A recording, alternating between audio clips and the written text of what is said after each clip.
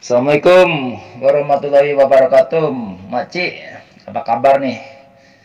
Biasa nih admin Dunia Fana News pengen ngobrol sedikit lagi tentang pengalaman makcik waktu melancong ke Malaysia tahun 2016 yang lalu itu loh. Coba deh jelasin makcik. Waalaikumsalam warahmatullahi wabarakatuh. Alhamdulillah baik, kabarnya baik, kabar gue semoga admin DFN juga sehat selalu, lancar rezeki, amin. Waktu pengalaman melancong ke Malaysia ya tahun 2016, yang sudah lama juga sih waktu itu. Tapi gue akan coba berbagi atau berkongsi pengalaman waktu itu ya. Kira-kira apa yang mau ditanya ini? Ada juga Semoga gue sih. bisa berkongsi wawasan. Iya ya makcik, makasih banyak nih. Ada sih yang ingin gua tanyain maksud saya nih. Makcik, sekarang Malaysia kan maju pesat ya. Tentu itu erat kaitannya dengan mentalitas bangsa Malaysia yang punya tekad kuat untuk maju ya. Bagaimana sih karakter bangsa Malaysia menurut makcik? Kalau menurut pengamatan gue sih waktu di sana ya, walaupun udah sekitar 6 Hmm, tahunan ya, 6 ya. tahunan ya. Kalau pengamatan gue di sana sih waktu itu yang paling menyolok nih ya, yang gue lihat itu ada banyak orang dari beragam etnis, ada Melayu, Cina, India, Bangladesh, Jepang, Korea, bahkan ada orang bule juga dan lain-lain sebagainya. Itu mereka tuh tentu menjadi bagian integral dari kemajuan Malaysia. Dalam hal ini, bangsa Malaysia punya karakter dan sikap open-minded terhadap kehadiran orang asing tersebut yang mau berkontribusi untuk bersama membangun demi kemajuan Malaysia. Itu sih.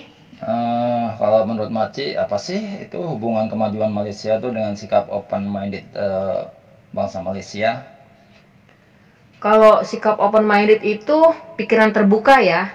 Jadi bangsa Malaysia itu mampu dengan mudah menyerap berbagai ilmu, pengetahuan, dan wawasan dari orang-orang asing, baik negara maju atau dari negara berkembang. Karena setiap negara itu mempunyai kelebihan dan kekurangan masing-masing, yang tentu bisa difilter dengan logika yang kritis dan jernih untuk bekal kemajuan Malaysia. Jadi meski bersikap open-minded, bangsa Malaysia tetap memfilter setiap pengaruh budaya dan teknologi dari orang asing untuk diterapkan sesuai dengan karakter dan budaya timur bangsa Malaysia. Dalam hal ini lebih banyak muslim kan di sana Iya, itu. ya, betul, mayoritas bahkan sangat Malaysia itu sangat identik dengan Islam, sangat-sangat amat. Terus makcik emang sebenarnya kami pernah dengar di Malaysia ada banyak TKA dan TKI loh. Seberapa penting sih peran mereka terhadap kemajuan Malaysia? Kalau menurut gue sih soal peran TKA ya teramat besar loh terhadap pembangunan di Malaysia.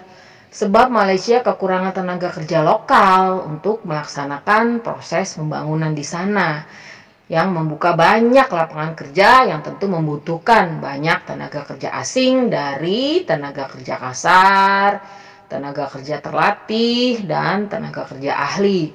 Semuanya itu punya peran penting. Terus dengan pesatnya kemajuan pembangunan di Malaysia, maka ada jutaan TKA yang diperlukan. Bahkan TKI kita saja konon bisa mencapai sekitar 3 juta Oh, orang loh. banyak banget ya.